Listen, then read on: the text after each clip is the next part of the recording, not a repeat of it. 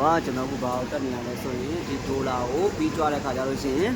ဒီပြီးကြွားတဲ့ခါကျလို့ရှိရင်ဒီပြီးပဲကြွားမှာနောက်ကဒိုလာမကြွားဘူးဗောနော်အဲမှာဒီပြီးပဲကြွားတယ်နော်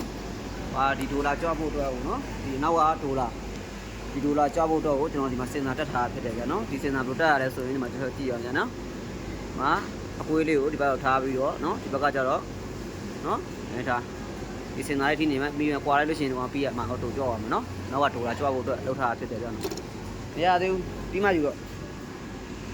နော်ဒီမှာဒီစင်တာကျိုးကိုချက်ကြည့်နော်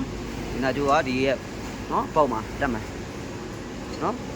ဒိုလာဘောတက်မှာနော်ဒါကဒိုလာပုတ်ဆက်ကဆက်ပုတ်နော်မတူဘူးနော်လွဲတယ်ဗျာနော်ပွဲတယ်နော်ဒါကိုမတက်မလဲဆိုရင်ဒါကိုဒီမှာချက်ကြည့်အောင်နော်ဒါကိုဒီမှာတက်မှာ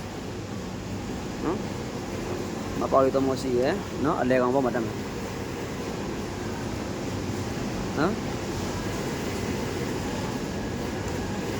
အမလဲကောင်တက်โอเคနော်ဒါဆိုရင်အားလုံးပြည့်စုံပါပြီပါလဲဆိုတော့နော်ဒီမှာ